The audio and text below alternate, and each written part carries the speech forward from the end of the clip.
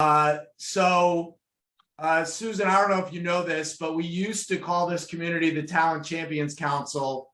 Literally, as of yesterday, we rebranded and we are now the Outlier Project. So, congratulations. Welcome to the Outlier Project Book Club. I'm going to do some quick housekeeping to start. So, our book club. Obviously today we're talking about this fabulous book, but our book for August is Jason Van Camp's Deliberate Discomfort. So if you haven't gotten Jason's book yet, make sure you pick it up. It's an incredible book. If you want to get ahead of the game and order some books, after that, we're doing Christine Lilly, Soccer Hall of Famer, two-time Olympic gold medalist, two-time World Cup champ. Christine is joining us the month after. And then we have Iman Obu, who wrote The Glass Ledge. Susan, do you know Iman? I don't. Oh my God, I got to introduce you to her. She is unbelievable. She's in New York. She's the CEO of Sway Media. Oh, interesting. I'd love to meet her. Yeah, she's incredible.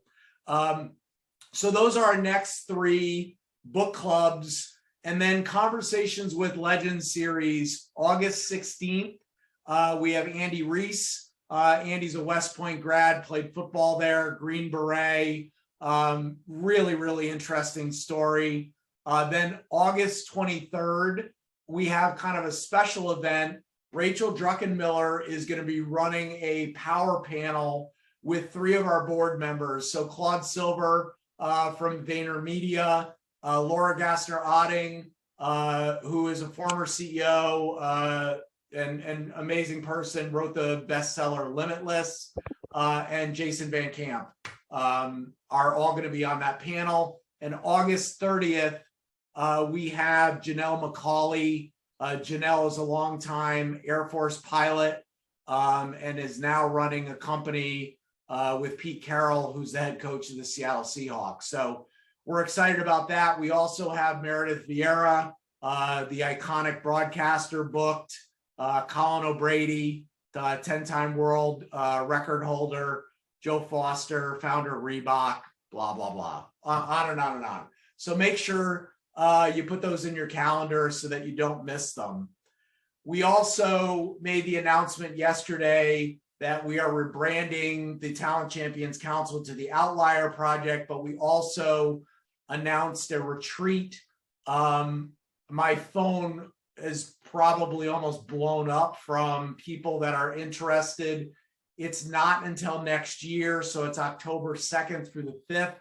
It's at two properties that are both ranked top 100 in the world, the Ocean House and the Weekapaug Inn, both in Rhode Island.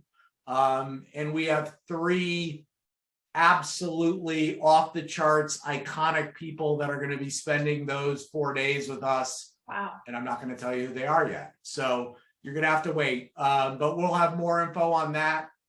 Our members are going to have a 72-hour head start on everybody else. So when we do open it up, if members take those 22 spots, then it's gone. If not, then we'll open it up to everybody else. But I am so excited to have my friend Susan McPherson with us today. As you can tell, she's just like a bolt of lightning. She's a ray of sunshine. She is the author of The Lost Art of Connecting, which is a phenomenal book that we're going to talk a lot more about today. She's the CEO of McPherson Strategy, which I think you started, about 9 years ago? 9 years ago. She's an angel investor. She's a keynote speaker. She's been a contributor to the Harvard Business Review, Fast Company, Forbes. She's been on CNN. She's been on NPR. She's been in USA Today, The New Yorker, the LA Times. What am I missing? You are a Forbes 50 over 50. She's an advisor to a bunch of nonprofits, including Girls Who Code, She the First, and the Op-Ed Project. So to say she's a rock star is a gross understatement. So before I actually say hello to Susan, Kathy, let's get us started.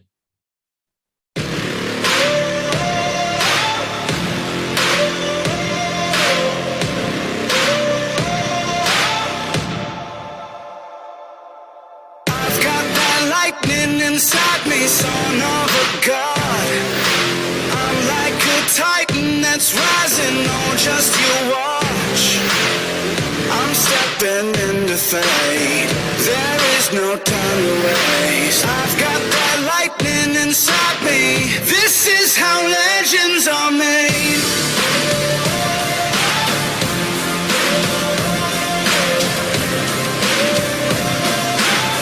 This is how legends are made.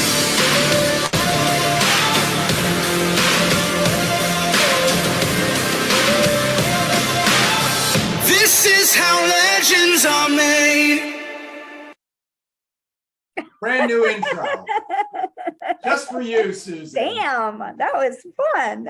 We are so excited Aw. to have you here. Your book has so much meaning to me as somebody who is just such a believer that my life has been enhanced so tremendously through relationships with people like yourself and Kate Luzio. And, you know, I think the tree, I always like to try to figure out the tree. I think it was Kara Golden said, you got to meet Kate. Kate said, you got to meet Susan, and, you know, on and on.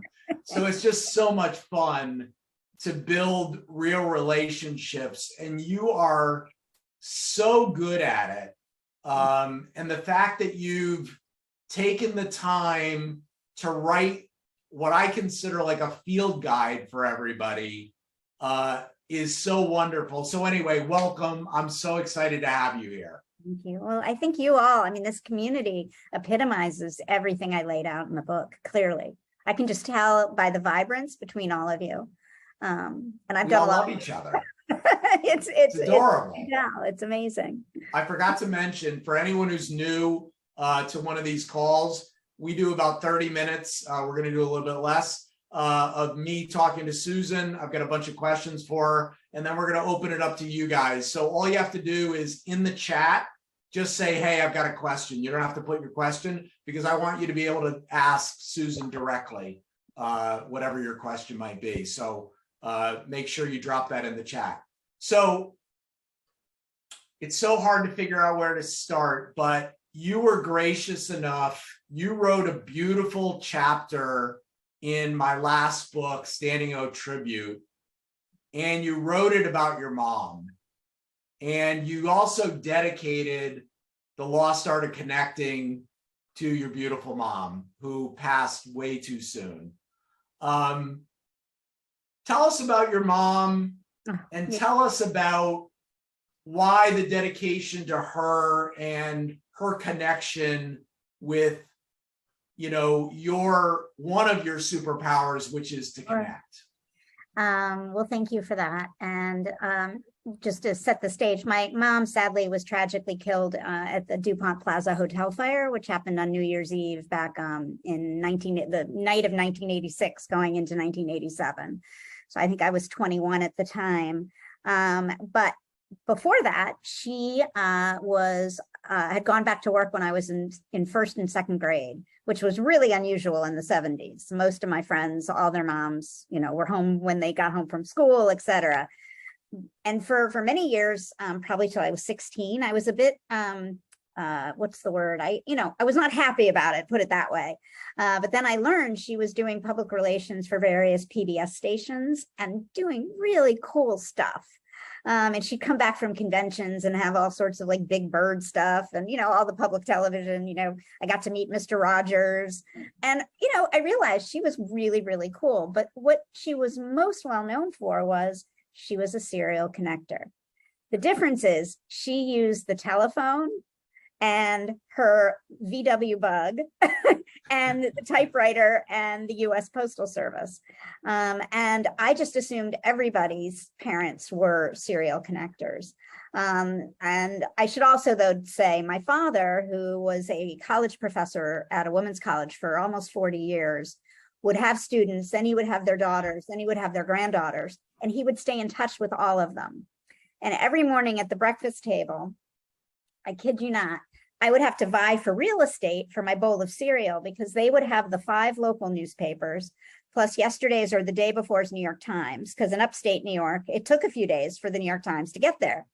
And they'd be clipping and cutting, going to their respective manual typewriters, typing short little missives saying, Kathy, I'm thinking of you, or Deb, this reminded me of you, or Doug, you will love this article. And off into the mail they went, that they would go. And I assumed, again, everybody's parents did this. So, after my mom was killed in my 20s, I remember consciously saying, I want to honor her. And someday I want to write a book. I don't know what the book's going to be about, but I want to be able to have that, blank page and give her a love that would be into perpetuity. So it's funny that almost 30 years later, I was able to do that. And I'm grateful. And sometimes when people say to me, what was the best part of writing the book? I'm like, that page. Yeah. Because at least some people who never in 1,000 years would have known her because it's been so long, Right. now has a semblance. But I also think, her magic, if I can continue to live a little bit of that magic and share a little bit of that magic with others, then I'm continuing the gifts that she gave me. So cool. So cool. And I love that you've honored her in so many different ways. I think so often we think of connecting and building relationships, we think of other people. And one of the things that you talk about in the book is that the first person who you need to get to know is yourself. So walk through that concept. Sure. Well, no jokes aside, or all jokes aside, when you get a contract to write a business book, you have to have a business methodology. And I'm the least methodological person that exists on the planet. I'm kind of like, that golden retriever that's like this, going after the shiny objects. But I did do some soul searching as I was creating the book proposal, et cetera. And I realized that having for years made and built meaningful connections, I did have a bit of a methodology, and it is something that can be done over and over again. It's not a one and done kind of thing. And Scott, you're right. The first section is gather. And the first part of gather is looking internally and almost doing an audit to find out what your goals are. Because there are 10 billion people on this planet. And because of technology, we can pretty much connect with a good chunk of them. The question is, who do we want to connect with? Why do we want to connect with? What is our goals in connecting?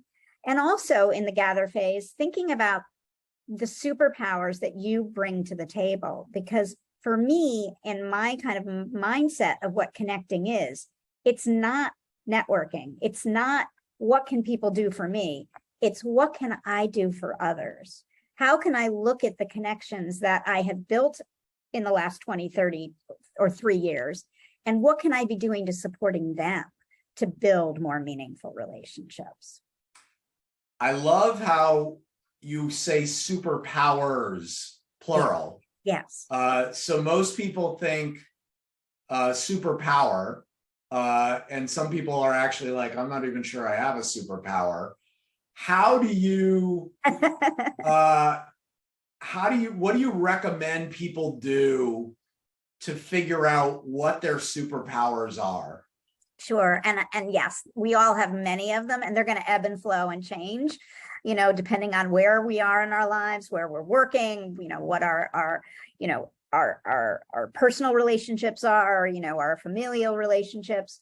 And I'll tell you just a quick story, actually back to the Catskills. In 2007, I went on a retreat with 8 girlfriends. And the goal of that weekend was to come up with our elevator speech, which is very much about being able to state your superpowers in a very short, concise manner. Because if you recall, 2007 was when social media was really starting to grow, and it was really important that you could get things out quickly, unlike what I'm doing right now.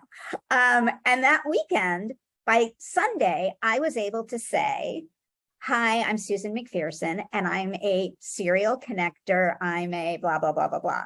And when I said it, I almost peed in my pants because it sounded so ridiculous. But then 16 years later, I wrote a book on it. So this notion of how did I get there? Like, how did I feel comfortable to say it was being surrounded by 7 of my friends or 8 of my friends that I could try it out. And when I said something goofy, they'd be like, you know what, you sound like an ass. But when it made sense, they'd be like, yeah, you. So my first thought is, try it on yourself, but then share it with people who care about you. Your spouse, your partner, your kids, your dog, your cat.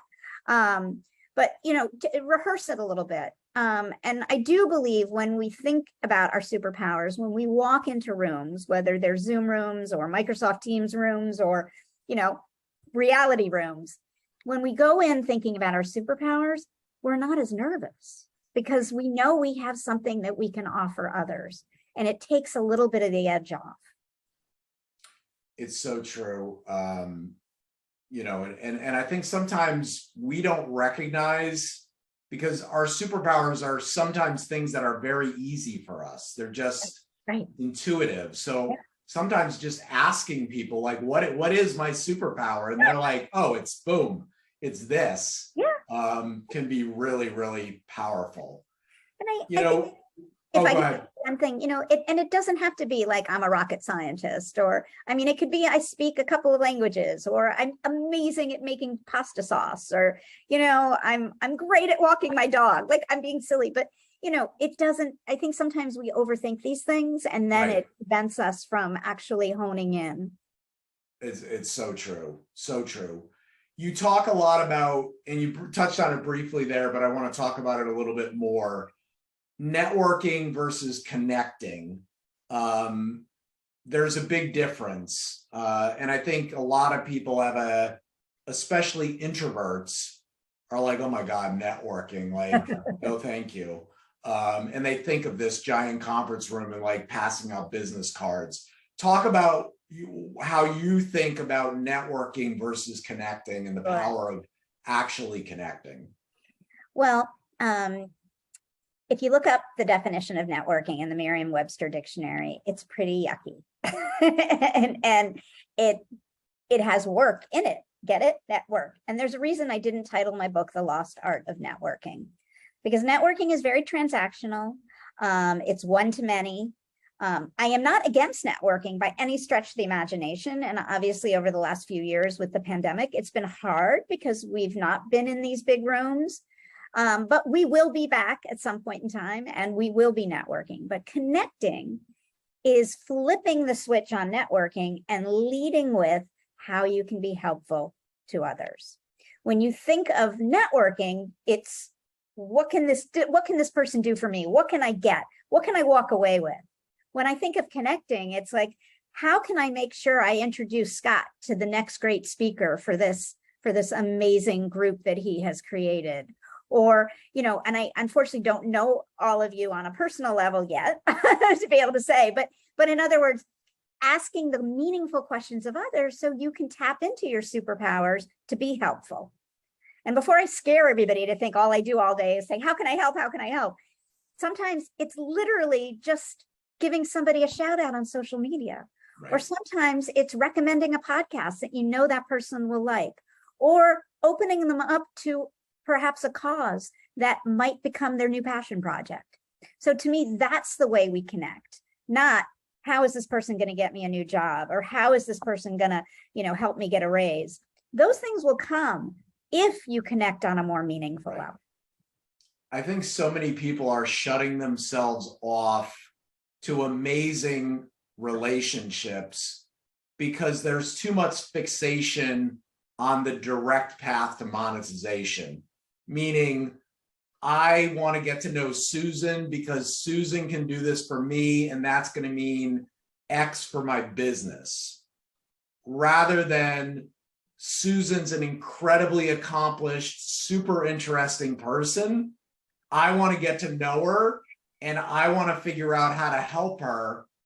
And I know in my career, some people know I grew up pretty poor in an affluent town, which is a weird way to grow up. But I've always, from a business perspective, I've wound up in really good spots. And every time I wind up in a good spot, I go, how the heck did I get here? And when you reverse engineer it, it's never a straight line. It's this crazy circuitous path that took you to that relationship. And I think if you try to do the opposite, if you try to say, well, how is this relationship with Susan going to benefit me? You're missing out on the magic. So I'd love to get your additional thoughts on that. Well, I think sometimes we, in response to that, we come to different situations with preconceived notions. And we assume because somebody holds a particular position at their company or they do something for their, how they make their living, that for whatever reason, that person isn't worth our time because that person can't help us. And the thing is what I have kind of how I've moved through the world over the last 20 years and probably most of my life has been led with curiosity.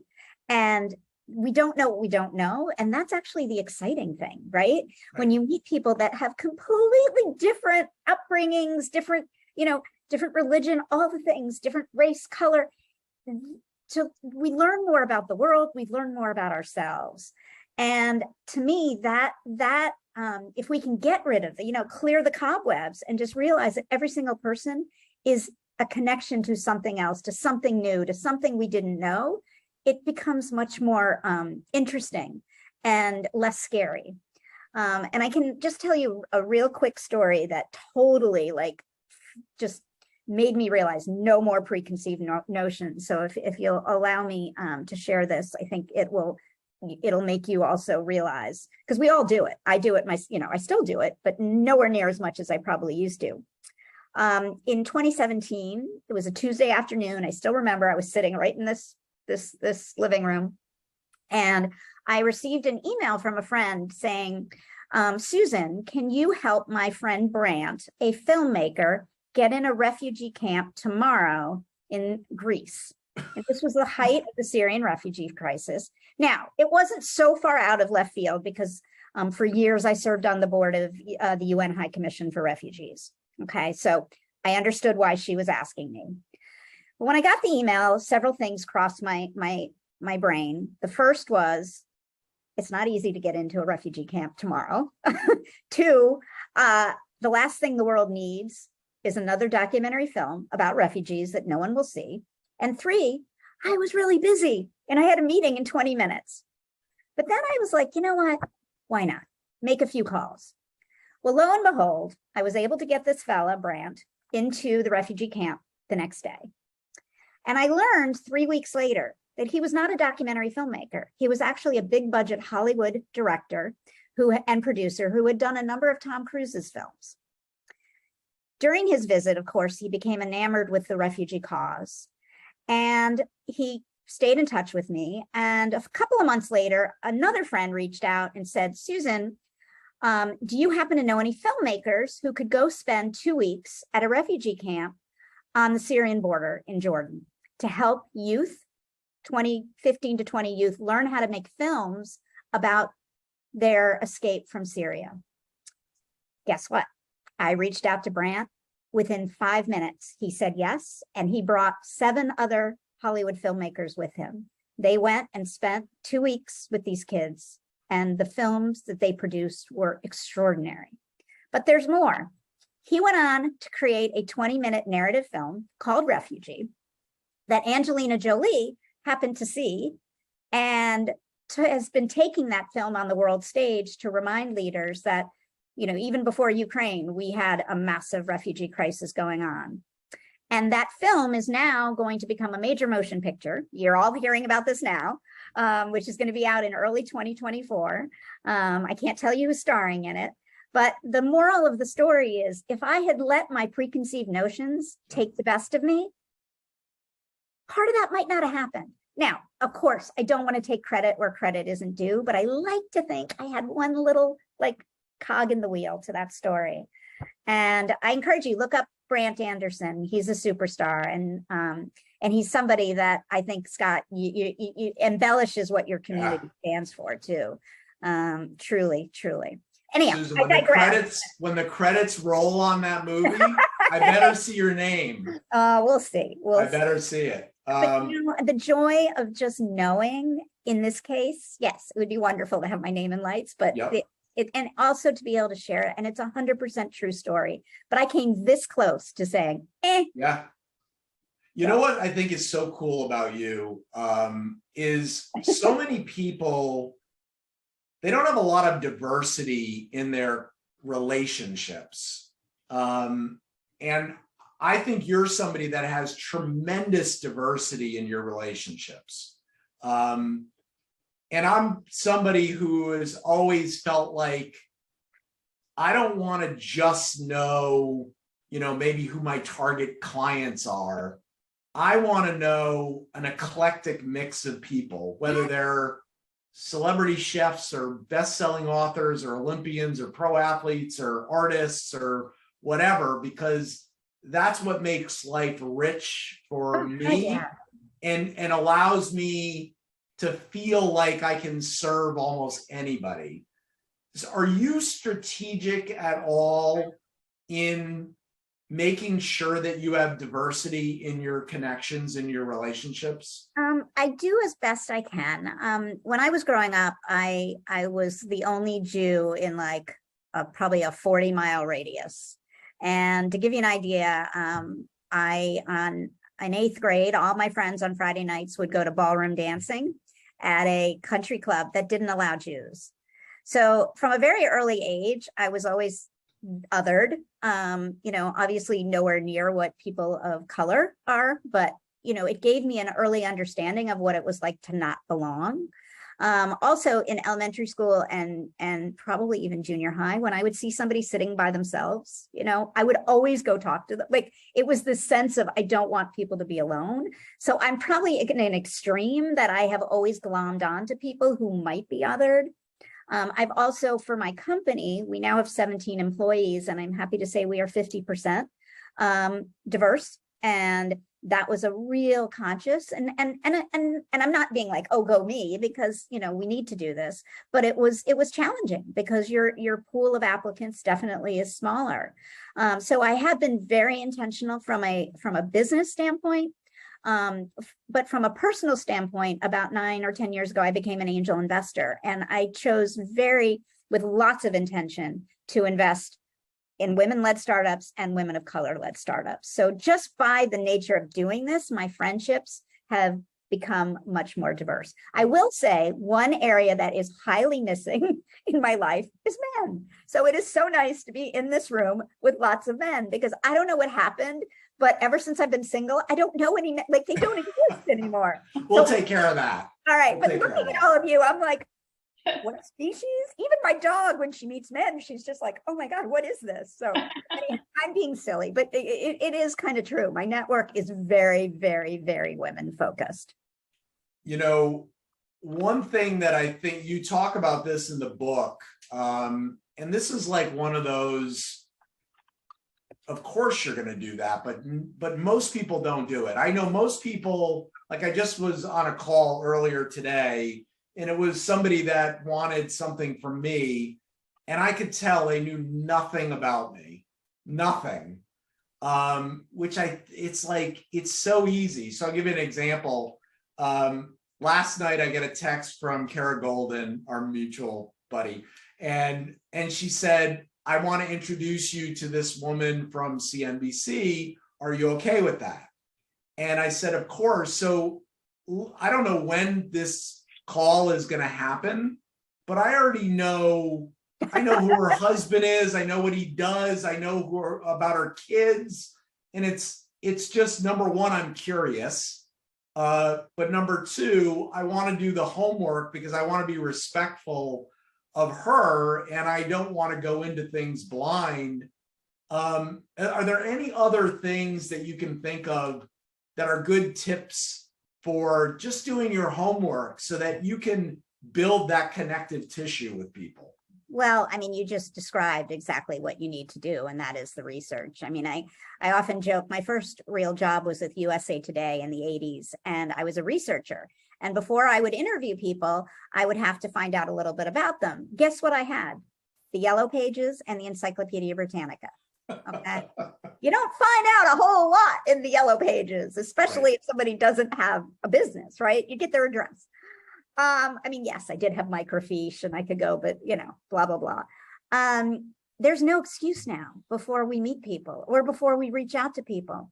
You can find out what they're upset about on Twitter. You can find out their career trajectory on LinkedIn. You can find out if they have grandchildren on Instagram. Unless somebody is so stealth, you can find out enough. And I like to say, find the commonalities in the uncommonalities. Right. And the goal is not necessarily to find out all the things you have in common, but I like to say, find one or two ways you can be helpful to that person before you talk to them. Absolutely. And just a quick poll, how many of you have connected with people on LinkedIn and within an hour, they're selling you something, right? Now, what if instead they wrote, and again, I'm going to pick on you, Scott, because I know you the best, but Scott, great to connect with you. I know you run this incredible book series. I have an author I really want you to meet who has a new book coming out. And, oh, by the way, I want to tell you about my business. I mean, just thinking of some way we can be helpful can go so far. Now, there still can be people that ghost you, and it happens all the time. But I think our ability to show up and build deeper, more meaningful connections is just taking that extra 5 minutes to do a little bit of research. Totally agree. I think if I ask you any more questions, I'm going to get in trouble here, because we have quite a few people who are lined up at the door, itching to ask you a question. So we're gonna dive into some questions from our members. And Doug, in Florida, you are up first with the amazing Susan McPherson. Oh man, thank you for the honor of coming out of the gates first very quickly. I know there was a lot of comments in the chat, but Scott and Kathy, congratulations and tremendous job on the rebrand and execution. Super exciting. And your t-shirt looks amazing, so I can't wait to get one, Scott.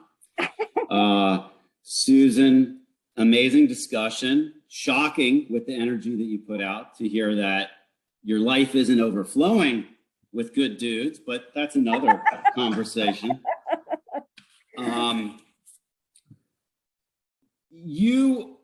You've talked about, or I heard you talk about in a video I was watching, that putting that the connection as you think of it and frame it is not ever about putting others ahead of yourself. Is that right? Yes, you're still taking the oxygen mask first. Correct. So in my own life, and the word curiosity has come up so many times, which I think is absolutely like bullseye. Being intellectually curious, emotionally curious, spiritually curious, whatever it is, then it's genuine. And I feel like for those of us, and there's lots of us that have this attitude of life is not a zero-sum game, it allows me to really celebrate the success of others, to cheer on others, to lead from a place of, I frickin' just want to see somebody else thrive, because I feel like I selfishly then just gain energy from that. Is that along the lines of what you're conveying? It's, think of it as drafting, right? And this goes back, with my parents who were, always every day clipping and then sending these to showcase the other successes. And now we have the means to do it so much more efficiently. One of the reasons I actually wrote the book initially was to try to get back the intentionality, however, because we had so many technological tools that it became easy to not be intentional, right? Mm-hmm. Where, we weren't maybe mindfully thinking when we put something out there. And now through the pandemic, I have to believe, I think we are more intentional. But yes, this is not about only helping others. This is also about, celebrating others. And by doing that, you're celebrating everything. You're celebrating yourself. I hope I'm That's making right. sense. No, that's exactly right. And I think that goes to the core of what you and Scott teed up as like the difference between networking and connecting, which is one in my mind. And I know you said you have nothing, none of us have anything against it, but one is super transactional. Yep. Feeling, sounding, and connecting is whatever the complete opposite of that is. Yeah. Which is But a beautiful thing. And I think what I'm hearing from you, Doug, is that it's also about sharing yourself. And, we can't expect others to share their wins and loves and all if we're not going to also be a bit vulnerable. When I'm asked about introverts and connecting for introverts, I often say, because we have the luxury often to know who's in the room before we go, whether it's a virtual or real room, we can intentionally think, who is it that I want to connect with? And I often say, pick 3. So go with the idea of meeting 3 people, sharing 3 things, and learning 3 things. Mm-hmm. And then you can go hide in the bathroom or hide under your bed or order room service or what have you. But you can take that. It can be 4, it could be 2. It's just a way if we're feeling, because a lot of us have been out of practice too. It can be very overwhelming. And that's a way. But if you notice, it's share 3 things too. So it's, it takes 2 or 3 or 4. Yep. So excellent point. Thank you. Great discussion. Thank you. We're going to the West Coast. Chad in California, you're up. Found it. Got the mouse that got lost. Susan, this is awesome. Yeah. Wow. Thank you very much. Big fan. I'm in another community here locally in Southern California, comprised of former collegiate and professional athletes. And now we help each other in the sport of business. And this is exactly our conversation, is the art of introduction, the connectivity, and not the networking. And it's actually been pretty cool that some folks that have joined us at Athletes Touch has also joined us with TCC, just to show how small the world is. But with that said, I actually got a pretty extensive project that I'm building out with the help of somebody on this call. And one of it is really tapping into a couple of my alumni, my undergraduate and my graduate school, and leveraging the tools and the resources that we have. I took notice of a podcast that you were on. I want to say it was by Google or something or other, and you talked about advice for reconnecting. And I listened a little bit to it, but I was thought you might be able to share a little bit with the audience of, for those of us that are looking to reconnect, family, friends, colleagues, what one bit of advice that you would share? I mean, it sounds easy and straightforward, but if there's been a few years of lost times of, maybe there's a little bit of art that you might be able to shed light on. Sure. I just have to ask you, what kind of athlete are you? Yeah, so I played college basketball at a school here locally in Orange County, Chapman University. Amazing. Well, I lived in Newport Beach for 2 years. I don't know how close you were probably in high school when I lived there, but I just moved from Newport for 12 years up the road to Redondo Beach. There you go. Moving on up. You're out of Orange County now. For now, we're getting used to the LA lifestyle. Yeah, it's got its pros and cons. Well, I just have to say, in the time I lived there, I was like, why are there weathermen? It was the same every single day, 75 and sunny. I'm like, there's no need. Obviously, the climate has changed a little bit since then for all the reasons we know. So I'm a big believer in reaching out to people that we've lost touch with. And I think the most important thing is take ownership.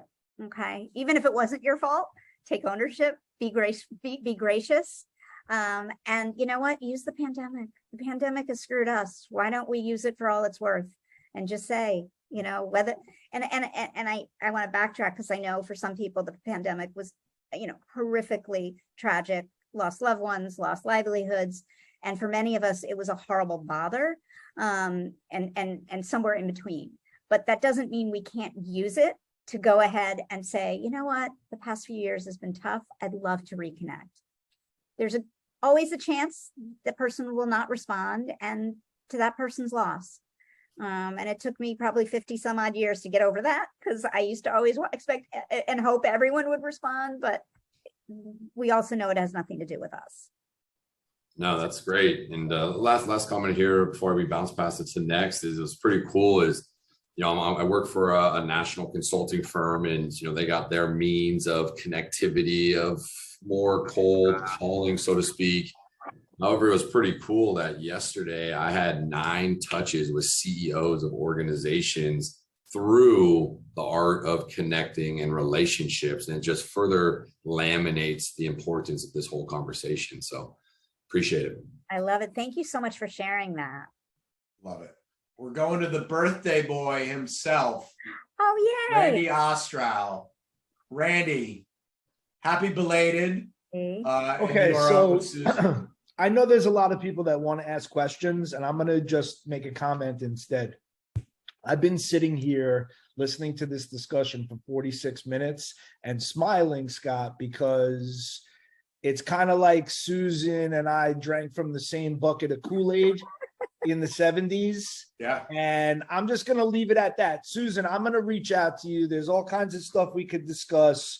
And I really love what you're doing. And I think that I need to make recommended reading. Scott gave me this suggestion the other day. Anybody that I work with should be reading your book as recommended reading, because it reinforces everything at the principal. So thank you for being a warrior who understands what I'm saying too.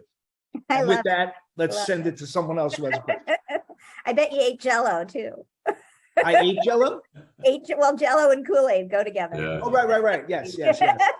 Thank you. This is awesome. Thank you so much. Thank you, Randy. That's so nice. We are staying in the sunny state of Florida, and Alex Smith, you're up with Susan. Hey, Susan, so nice to meet you. Lovely. I can't even begin to say how I love the title. I wish it was The Art of Connecting, because I think as human beings, we never lost it. It was inside of us. I don't know if we lost it along the way somewhere, but we believe a lot of the same things. I want to say 2 things. One, I actually run a podcast called Stories of Selling Humans. So when you were talking about sales, like I'm in sales, and I think about it every day. Every human being I'm touching, I'm trying to connect with them in a human way. It's H to H to me. It's never B to B or B to C or B. You know, it's like, you can't deny that. You can't take that out of the relationship, right? Like you can say you want to sell something to somebody, but you know, you can't. You have to have an understanding strategy and a connection strategy. The last thing I'll say is before my question, you make me think about my dad a lot, because my dad in my life taught me so much about connection.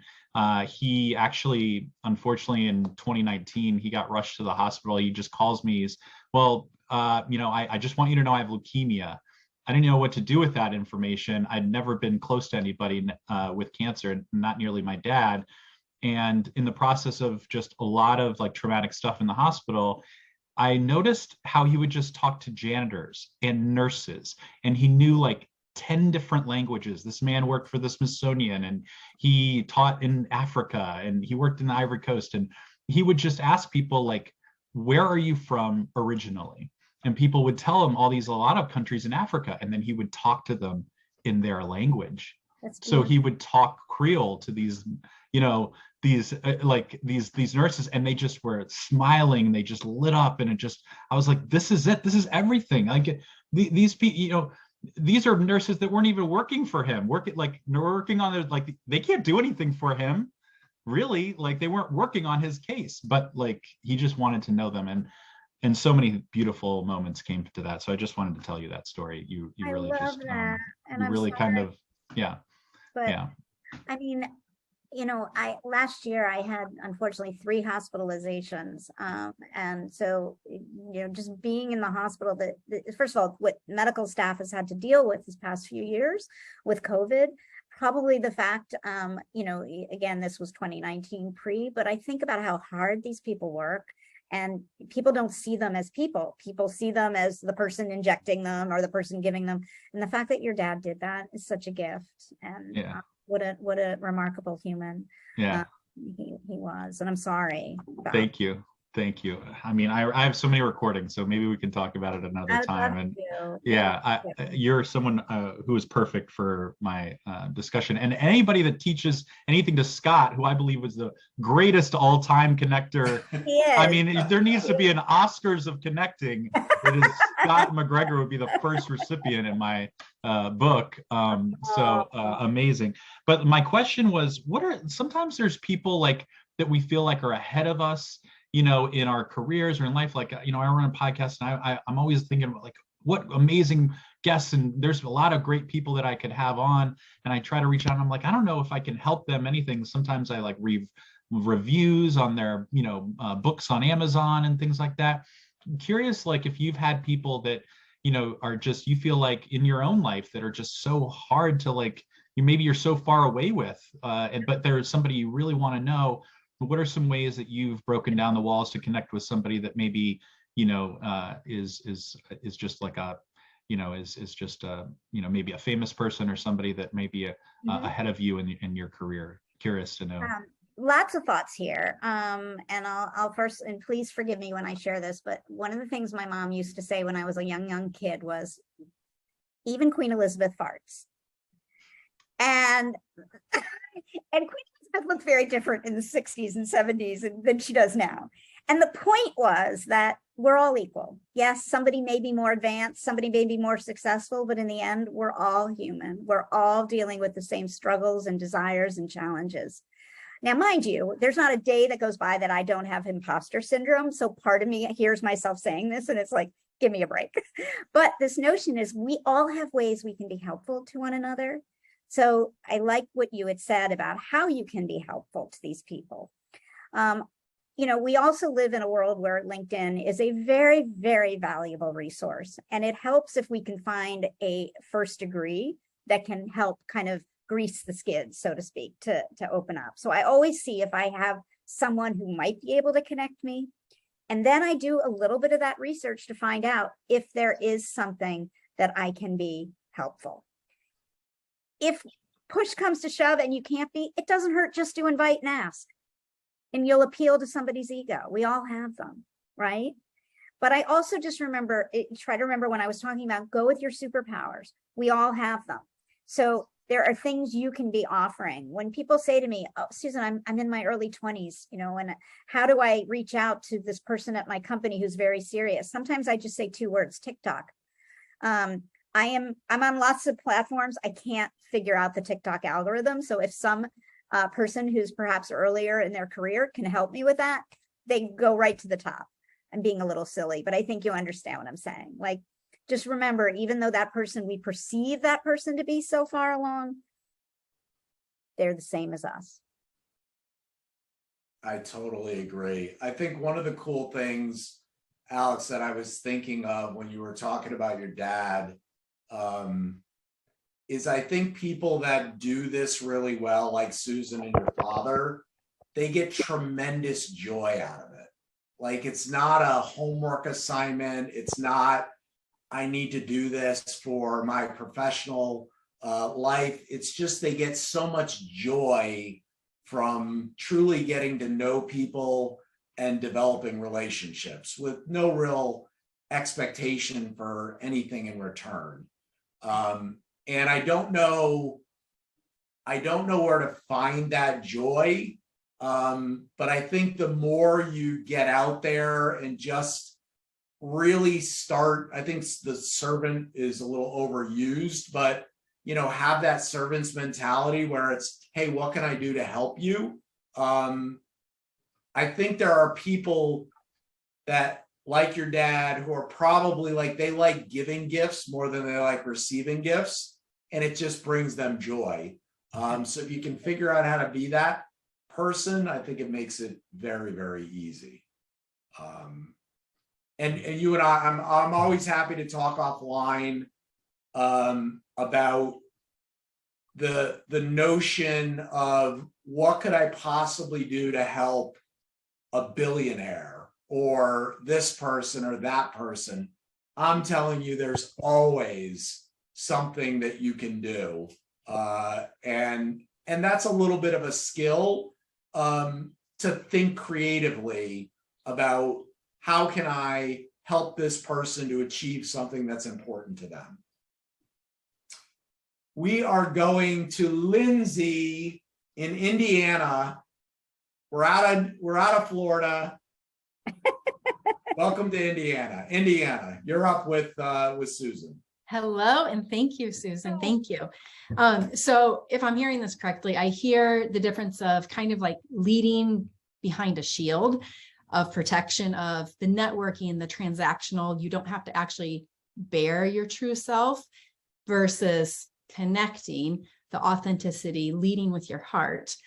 And so then what's the mix in that is the person is lost from connection with themselves. And so I just wanted to hear what you kind of thought about that in terms of people knowing themselves so that they can lead with themselves. I'm not sure I'm understanding. You mean? Yeah. So what do you think stops people from entering into knowing themselves in that authentic way? So they don't lead with the shield, but instead they experience the authenticity and leading with their heart and being able to connect in that I way. think people are fearful of being vulnerable. I think it's the fear factor that, you know, you might expose something about yourself that perhaps won't be received well. I do think if anything through this pandemic, though, I think we've become a bit more understanding. I mean, I know the country is, you know, we have quite a bit of vitriol in terms of people connecting who have differing beliefs, but I also believe we've been through hell and back. And I think, you know, the fact that we've all experienced it has leveled the playing field. In other words, you know, you would have had to been under a rock if you didn't experience some hardship over the last few years. And because of all of us experiencing that, that should help people get off that fear of opening up a little bit. Mm-hmm. So I do think it's more from a place of fear that prevents, you know, what are the ramifications if I share something about myself?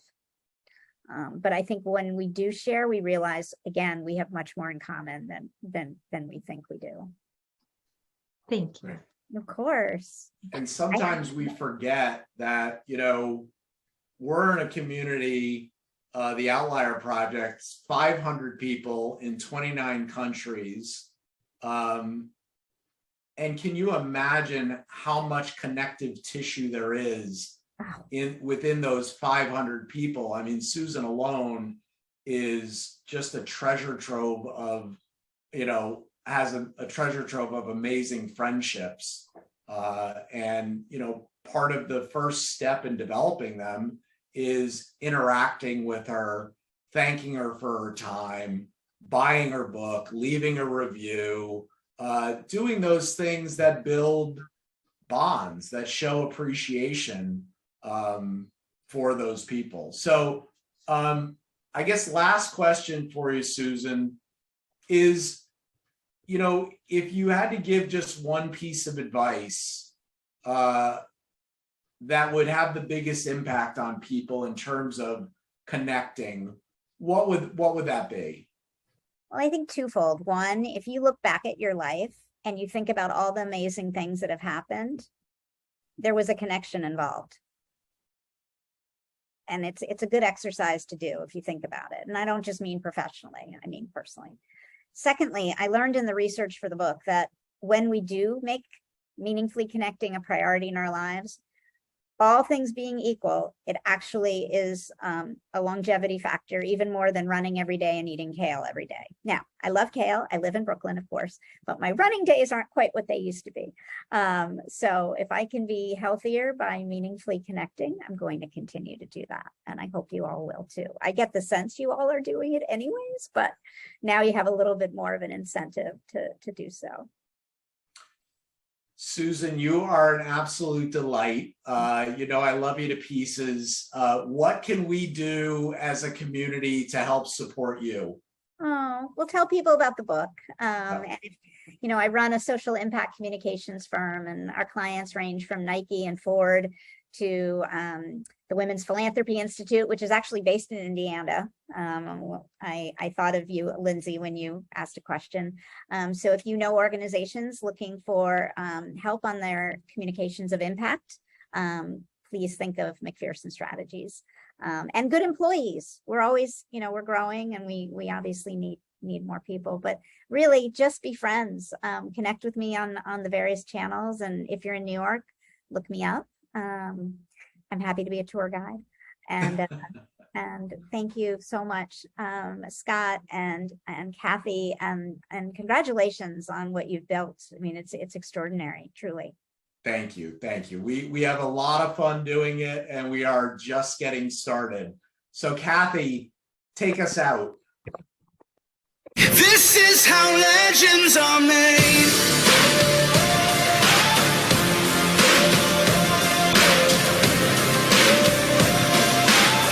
This is how legends are made.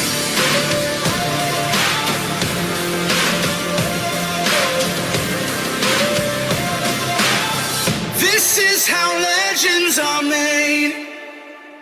This is how legends are made.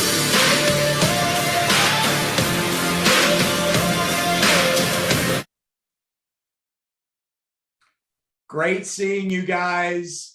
Susan, I know you've got a very, very busy schedule, so we're going to let you go. If anybody wants to stay for a little overtime, feel free. We can talk about what is this rebrand we did, what's the retreat, or just talk about the phenomenal time that we just had with Susan. So thank